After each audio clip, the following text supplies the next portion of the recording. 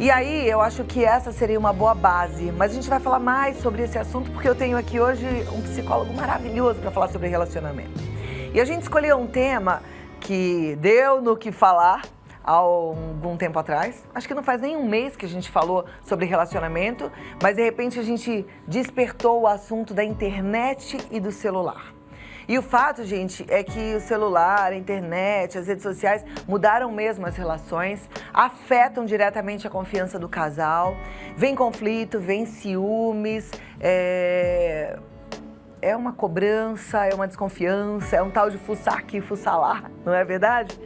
Você sabe que a gente descobriu que na Espanha, um juiz, olha isso aqui, que coisa mais curiosa.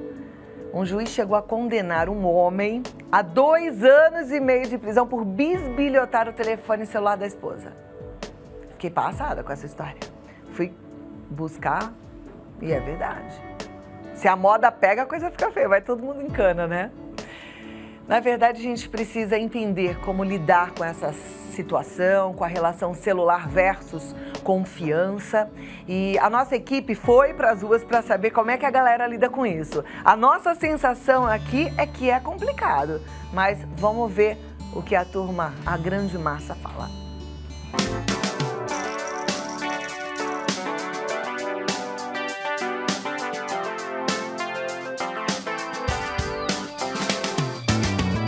Boa tarde, Cláudia. Boa tarde a todos. Hoje eu quero falar sobre um assunto muito polêmico: o uso do celular no relacionamento. Segundo uma pesquisa publicada por uma empresa russa, 55% das pessoas entrevistadas já discutiram porque um dos dois usa o celular demais.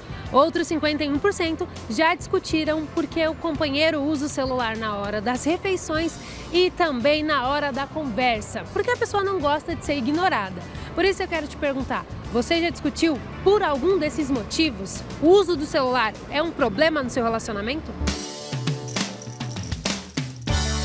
Já tivemos algumas briguinhas, né, por ciúme, mas nada de muito relevante. Já aconteceu e acontece toda hora, né? A gente fica ali no celular toda hora, aí ele quer atenção e a gente tá lá no celular. Não dá atenção pro maridão, né? O celular já foi um problema, graças a Deus hoje não é mais, porque a questão não é o celular, não é o problema. O problema são as pessoas que não sabem usar o celular de uma forma ideal, correta, como tem que ser, né? Quem briga mais, você ou ela? Ela, com certeza ela. O que ela te fala? Ah, ela fala um monte de coisa, fala que eu tô conversando com meus contatinhos, fala que eu tô traindo ela, mas é bobagem isso. E o que você fica fazendo tanto no celular? Ah, eu tenho 2 celulares, né? O da empresa e o meu social. Aí eu, por causa disso, ela pensa que eu tô traindo ela pelo celular, tô conversando com outras. Ela é ciumenta pra caramba. Eu tô falando com ele, ele tá jogando, gente. Não é nem rede social, é jogo nesse celular, sabe? Eu não consigo com esse celular. Por quê? Já é um vício, faz parte do meu dia. Já. E como que você lida com isso? Eu puxo o celular dele, falo, eu tô aqui, daqui a pouco eu vou embora, me dá atenção. Aí ele larga 5 minutos, daqui a pouco ele tá jogando de novo. Sempre ela pegava meu celular pra olhar o WhatsApp, né, pra ver as conversas que eu tinha. E também Facebook, quando uma menina pedia pra adicionar, ela achava que eu tava dando em cima da menina e ela que pediu pra adicionar porque eu quis. Sempre foi assim. E você mexe muito no celular quando você tá com ela? Mexo. Não, eu jogo bastante quando eu tô com ela, né, mas quando a gente tá em restaurante, assim, pra não pegar mal, eu não mexo. Agora quando a gente tá na sala assistindo TV, eu mexo. Ela acha ruim, mas ela também mexe. É sempre a gente, mulher, né? Homem não gosta tanto de celular, mas ele mexe agora. Acho que hoje em dia as pessoas ficam muito focadas no celular e esquecem das próprias pessoas que estão ali do lado. Ela traz confiança pra mim. Eu moro aqui em São Paulo, ela mora no interior e a gente tem bastante confiança no outro. Então o celular também serve pra aproximar vocês, né? Aproximar, né? Se não tivesse celular hoje em dia, não teria como falar com ela, né? Carta não ia chegar em um dia, né? Então acho que é muito bom isso também. Ele, como ficava muito no celular e eu achava que às vezes não era jogo, eu achava que era conversando com alguém. Eu peguei o celular, olhei e não tinha nada. Aí eu fiquei com aquela cara de tipo, tá, né? Vai, não tem nada. E você deixou ela pegar o celular de boa porque você sabia que não tinha Não nada? tem nada. E eu confio também nela também. Como eu faço pra minha namorada confiar em mim? Eu não falo com nenhuma mulher no celular e mesmo assim ela desconfia. O que eu faço?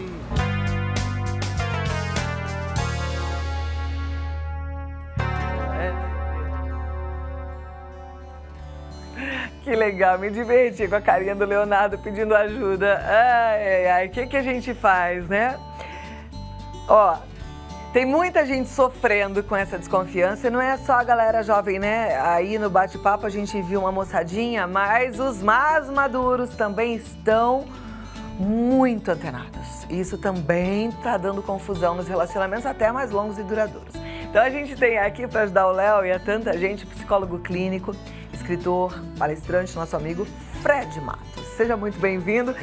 É muito importante falar sobre esse tema, porque eu acho que na verdade, assim, é um bem, mas é o grande mal da humanidade. Eu estava ali no camarim falando justamente sobre isso. Na verdade, é um tema que são dois. Que a gente está falando de ciúme e ao mesmo tempo de uso abusivo de celular. Eu não sei, eu brinco que ainda não existe um diagnóstico, vamos dizer assim, no compêndio de medicina, de psiquiatria para esse tipo de transtorno de uso abusivo de celular. Mas eu não duvido que em 10, 20 anos isso não vai estar lá descrito passo a passo. Porque no meu entendimento é um tipo de ansiedade social. Por quê? Imagina que duas pessoas estão conversando ali e às vezes esse convívio cotidiano sem nenhuma intermediação faz com que as pessoas se exponham a emoções que de repente elas não sabem muito manejar. Elas não sabem de repente administrar tédio, não fazer nada. A gente é muito incentivado a parecer que está fazendo alguma coisa, ou se informando de alguma coisa, ou antenado em alguma coisa. E ficar no celular, na verdade, é ficar antenado em rede social. É isso, basicamente, que as pessoas fazem, ou conversando com alguém, se comunicando. Então, é basicamente um instrumento de espionagem em alguma medida. Você está querendo ver como a vida dos outros está acontecendo e fazendo o tempo todo um jogo de comparação. Então, quem é viciado em uso de celular para poder fazer esse tipo de coisa, também tem um jogo, né, que os meninos falaram, ficam jogando, é para poder amortecer a pressão da conexão humana aqui ao vivo, que é um pouco tensa para a maior parte das pessoas. E aí, como todo mundo vê com naturalidade a ideia de você estar no celular, ninguém se dá conta dessa pequena tensão. Então tá aqui, de repente o assunto acaba, às vezes as pessoas ficarem tranquilas, elas já vão para o celular como se ali fosse diminuir um pouco da ansiedade. As pessoas precisam observar como elas se sentem. Elas estão meio tensas, entrou no celular, parece que elas respiram. Aí ficam ali, entrando, olham, cavocam. Elas encontraram alguma coisa que tranquilize elas, aí elas vão para a vida pessoal. Então é quase como se ela estivesse se reabastecendo para suportar a convivência da vida real. Ou seja, tem uma pressão na vida real. E se o relacionamento está passando por alguma fase especial de estresse, distanciamento, desconexão emocional, aí que o uso do celular vira uma coisa abusiva mesmo, porque daí ela é claramente um mecanismo de evitação da outra pessoa. Então, na verdade, o vício no celular tem mais a ver com o que acontece na vida offline do que só online. Fora os casos de contatinhos e traições, né? Que daí é outra coisa. E a gente vai falar sobre isso já, porque isso é problema, né? E, na verdade, a desconfiança também é problema. Viver com desconfiança em relação ao comportamento do parceiro ou da parceira é um horror, né? Ninguém merece isso. A gente vai tentar entender e aprender a lidar com tudo isso. Tem uma questão também, é que, assim, além desse vício, além dessa desconexão que você falou muito bem, e eu noto isso mesmo, a gente está numa sociedade meio neurótica de não se permitir essas pausas, né? Amei que você tocou nesse ponto, que a gente está sempre achando que tem que estar ligado. Tem a questão da troca de mensagem, principalmente no universo masculino, e que de verdade incomoda as mulheres. As nossas telespectadoras, no nosso último bate-papo sobre relacionamento, relataram que os maridos recebem muita pornografia e que isso as incomoda, enfim. Como é que a gente pode ajudar quem está em casa? Tanto as mulheres entenderem, talvez os homens, não sei se existe uma forma de se proteger com isso. O que acontece na maior parte do caso dos homens é que eles fazem parte de grupos de WhatsApp de homens. E eu já vi amigos, eu tento evitar esse tipo de grupo de conversa. Então, se eu tenho que falar alguma coisa especial, eu junto com os amigos, a gente fala uma coisa bem pontual daquilo e a gente tem por prática não cultivar grupo de WhatsApp. Então, já é uma questão. Mas para quem faz parte desse tipo de grupo, você meio que não tem como controlar exatamente o que os outros se dispõem a colocar ali. Porque você pode até não ser muito... Você pode até não ficar muito à vontade com certas coisas que são postadas ali. Mas ao mesmo tempo falar assim, olha, cara, não quero que você mande. Você tem que ser muito macho para fazer isso. Porque se você fala um negócio desse, dependendo do grupo de homens que você pertence, eles vão falar, o que é isso? Você é frutinha, não sei o que lá, pai tá gostosa, não sei o que lá. É isso mesmo. E aí o cara vai ficar sendo chato da turma e de repente não vai participar de um tipo de conversa que também interessa para ele, para além daquilo. Então é muito difícil você ter controle sobre o comportamento do outro, mas você pode ter controle do seu comportamento. Então tem mecanismo de você não baixar no seu celular automaticamente o conteúdo que é postado num grupo. Que você pode, né? Ter um grupo lá, tudo que é baixado ali necessariamente cai no seu celular e fica ali. Ou você bloqueia aquilo. Então nem tudo que cai ali fica no seu celular. Isso já é um jeito de você evitar... Mas receber é uma coisa que você vai acabar não tendo controle. Exato. Agora, a gente tomar muito cuidado, porque essas fotos, quando você permite que elas vão direto pro seu álbum, imagina assim, neta que pega o celular, vê, né, filha, enfim, a gente tem que tomar muito cuidado. Então, primeiro já descobrir como é que você faz para essas fotos não irem direto pro álbum. E eu acho que para o próprio homem, ele tem que se perguntar que tipo de uso que ele faz desse tipo de informação. Ou seja, será que de alguma maneira ele também não está se hiperestimulando através de imagem, de sensações? Eu digo que isso é sempre um problema, porque se eu fico viciado em imagens sexuais, a vivência sexual da vida cotidiana ao vivo, ela perde qualidade. Porque você eleva o nível de exigência estética, porque são sempre mulheres lindas, modelos preparadas para aquilo, e a vida real são pessoas comuns, normais. Então, isso tem uma questão. E outra, tem um vício imaginativo. Ele passa a ficar viciado em mais imaginar o desejo do que vivenciar o desejo. Porque o desejo acontece no corpo, ao vivo, é aqui, na conexão real. E se ele fica viciado em imagem, ele passa também a ter dificuldade na hora do vamos ver de fato, porque ele desconectou um pouco imaginação de corpo e realidade. Então é um alerta também para... De repente você está assistindo e consegue compartilhar essa entrevista, porque a gente tem hoje o nosso aplicativo, vai tudo para o YouTube, compartilha, porque eu acho que isso aí é uma prestação de serviço, porque os homens talvez perderam a noção do quanto isso pode ser maléfico, né? E de repente uma relação que pode ser tão linda, sim, pode ser destruída. E isso já é descrito já em estudos de neurociência, de que é um vício como uma droga, porque ativa o mecanismo de dopamina no cérebro e você fica que nem um ratinho querendo usar mais e mais e mais e mais e mais, porque aquilo vicia, né? Bom, por outro lado, se o homem muitas vezes não consegue mesmo controlar, e se ele está no grupo e não quer perder a conexão com esses amigos, a mulher precisa se proteger um pouco essa emoção raivosa até, né? Ou curiosa, sim, de ter controle sobre tudo isso. Uma coisa que eu sempre digo em relação a ciúme, a melhor tática, se é que vamos dizer, porque a mulher ciumenta ela gosta de tática. Fred, me dá uma tática para segurar esse cara. A melhor tática é você viver uma vida que você seja apaixonada, que você goste, que você tenha prazer de viver. Se você está se arrastando, não é que isso é culpa do cara, sei lá, ter conversinhas, mas assim, se você está bem, se você está tranquila, se você está vivendo a sua vida com qualidade, esse cara vai ficar meio hipnotizado por você. Né? Durante 5 anos, durante 10 anos, durante 20 anos, sim. Porque ele vai olhar outras mulheres e as mulheres vão soar meio, ok, interessante, mas assim, putz, eu tenho uma mulher que para mim é incrível. Então, eu acho que é um gasto de energia ficar tentando se colocar na frente da potencial rival. Não, o que você está olhando para essa... Tem mulher que às vezes faz isso, né? Tá passando alguma coisa na TV, passa uma mulher bonita, a mulher entra na frente, o que você está olhando para ela? Olha para mim. Quer dizer, por que ela precisa fazer isso? Então, o ciúme ele tem muito a ver também com um senso de inferioridade que às vezes passa pela percepção real de que ela não está levando a vida dela numa boa. Porque quando ela está levando a vida dela numa boa, a probabilidade de desviar-se a atenção dessa pessoa é muito menor. Então, ou seja, quem se ama tem maior chance de ser amado?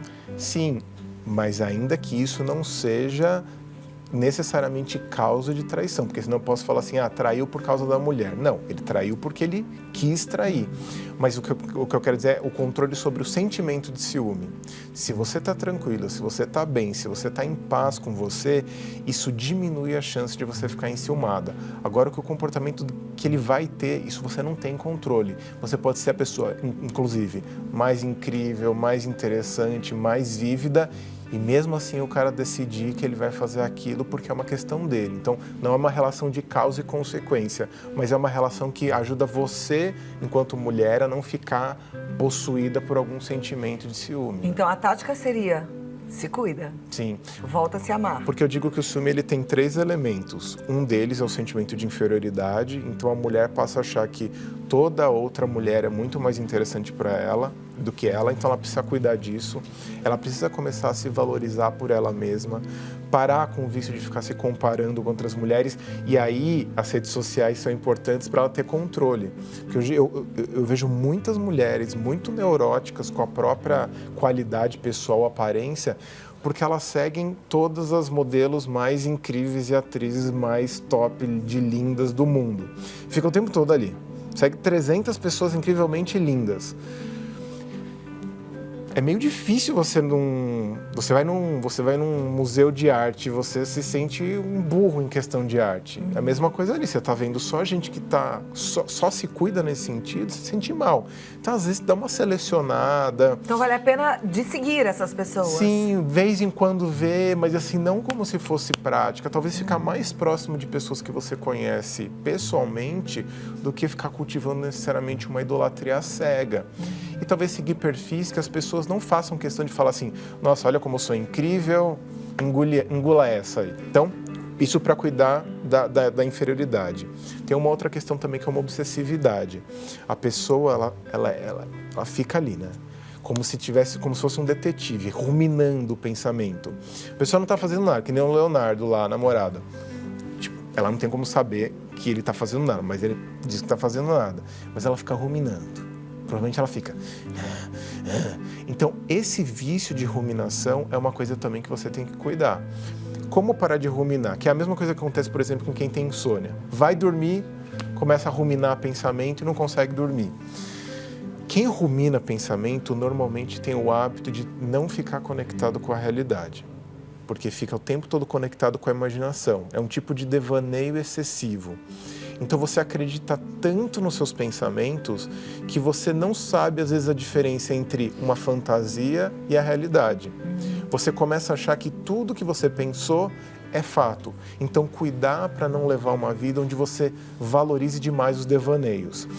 E se conecte com o que você está vivendo, com o momento presente. E isso faz com que você diminua essa obsessividade, essa ruminação. E um outro elemento que é a paranoia. Você passa a desconfiar que sempre existe uma teoria da conspiração que está contra você. E isso é cultivado por um tipo de pessoa, um tipo de personalidade que tende a ver os outros como inimigos. É um tipo de pessoa meio defensiva, que parece que está achando sempre que os outros estão conspirando, invejando, falando algo pelas costas dela. E para combater isso, desenvolver compaixão, desenvolver amor. Ou seja, se você olha as pessoas como dignas de confiança a priori e não como dignas de desconfiança a priori, isso já diminui o seu senso de persecutoriedade e paranoia que alimenta o ciúme. Então, se você cuida da inferioridade, da ruminação e da paranoia, você já diminui os ingredientes que estão presentes no ciúme. E aí você pode ficar mais tranquilo em relação ao seu parceiro. Porque, de fato, se você não tem controle do que ele faz, a melhor coisa que você pode fazer é cuidar de você e da sua vida. O que ele fizer vai ser responsabilidade dele. Pode gerar sofrimento? Pode gerar sofrimento. Mas você não pode ficar em função disso, achando que isso é que vai melhorar a realidade, a qualidade da relação de vocês. Então é melhor cuidar, vamos dizer assim, do seu pasto para que o boi fique comendo ali, do que você fique tentando colocar cerca para que ele nunca fuja. Esse é o... Perfeito. totalmente coerente, né? E é o que a gente pretende. Eu tenho certeza que minhas amigas em casa também querem colocar em prática. Mas eu sempre fico lembrando das outras que falam, mas Fred, tem algumas falando assim, é que ele já me traiu uma série de vezes, é que eu já passei por tantos momentos difíceis, eu não consigo mais, minha autoestima está destruída. Mesmo assim, você acha que é possível tentar trabalhar esses 3 pontos? O ponto é que, assim, se você está num relacionamento onde já houve traição e você concordou em seguir naquele relacionamento, você tem que ter feito 2 coisas. Uma, falar assim, olha, bom, isso foi uma coisa pontual que aconteceu, você tem que colocar em alguma medida isso na sua cabeça e você tem que fazer novos acordos com esse parceiro e entender que o seu relacionamento vai ser uma outra coisa. Porque tem uma questão que muitas pessoas que foram traídas têm uma ilusão de que é possível o relacionamento voltar a ser como era antes. Nada na vida volta como é antes. Porque a vida muda, as pessoas mudam, esses eventos dolorosos mudam as pessoas. Então você tem que estar num relacionamento em que você sabe que o seu parceiro fez esse tipo de coisa. Mas se você segue nele, você tem que estar com os 2 pés no chão, entendendo que você aceita as consequências de ter decidido seguir em frente. Porque se você segue em frente, mas de fato não segue em frente e fica o tempo todo, às vezes, jogando com a sensação do outro, então você não está seguindo em frente. Então, assim, eu não vou dizer que, então sai desse relacionamento, mas assim, reavalia. Se você decidir seguir em frente, então não fica se torturando e torturando outra pessoa. Se decidir seguir em frente, é pedra em cima, coloca uma pedra nessa história. Uma pedra baseada em novos acordos, do tipo, vamos sentar e conversar o máximo que a gente puder para entender o que aconteceu. Então precisa ter muita conversa séria, profunda, para entender o que mobilizou aquela pessoa, aquele casal a chegar naquele ponto. Qual é a parte de um, qual é a parte de outro e reavaliar e colocar novas metas em alguma medida. Bom, o que estava faltando? O que a gente não olhou? Então vamos cuidar disso sempre. Então é melhor cuidar da qualidade do que ficar preocupada com o defeito do que falta ou da ameaça externa. E fazendo isso, você acredita que não vai ser igual o relacionamento, porque tudo muda o tempo todo, como você mesmo disse, mas dá pra fazer um relacionamento ainda melhor. Sim. Mais forte. Porque a verdade é que os relacionamentos, quando eles começam sem muita conversa do que é o que não é. E às vezes uma crise ajuda o casal a pensar, nossa, a gente nunca conversou sobre 300 milhões de coisas e acordos, eu não sabia o que você gostava, o que você não gostava. Em terapia de casal eu vejo muito isso. Os casais falam, nossa, eu tô ouvindo pela primeira vez ela falar que não gosta ou gosta disso. E o cara vice-versa. Então, os casais não se falam de fato. Então, quando acontece uma bomba dessa, todo mundo fica com aquela sensação de onde veio o tiro. Se tivessem conversado de alguma maneira, sem ameaça, sem aquelas DRs pesadas, talvez teria sido uma prevenção. Então, sim, é um relacionamento novo e com certeza melhor. Menos ingênuo, menos juvenil, vamos dizer assim. Perfeito, é o que a gente deseja, por isso é que a gente traz aqui os nossos convidados tão especiais. A gente quer e acredita numa vida cada vez melhor. E se você está passando por esse momento agora, minha amiga, coloque em prática. Olhe para você, faça novos acordos e siga em frente, Sim, certo? sim. Fred, obrigada mesmo, foi muito bom, não foi? Quero a sua opinião, tá? E o site do Fred é maravilhoso, tem mais dicas no www.sobreavida.com.br e siga também no Instagram. Ele é até bonitinho, mas você não vai se sentir inferiorizada por conta disso. Você falou que não era pra gente seguir gente muito... Gente que inspire, não que inferiorize. Então tá bom, o Fred é inspirador. Fred Matos com 2 T's, tá certo? Obrigada, Fred. Obrigado. Até a próxima, eu tô te esperando. Beijo nas suas meninas, Obrigado. Tá bom?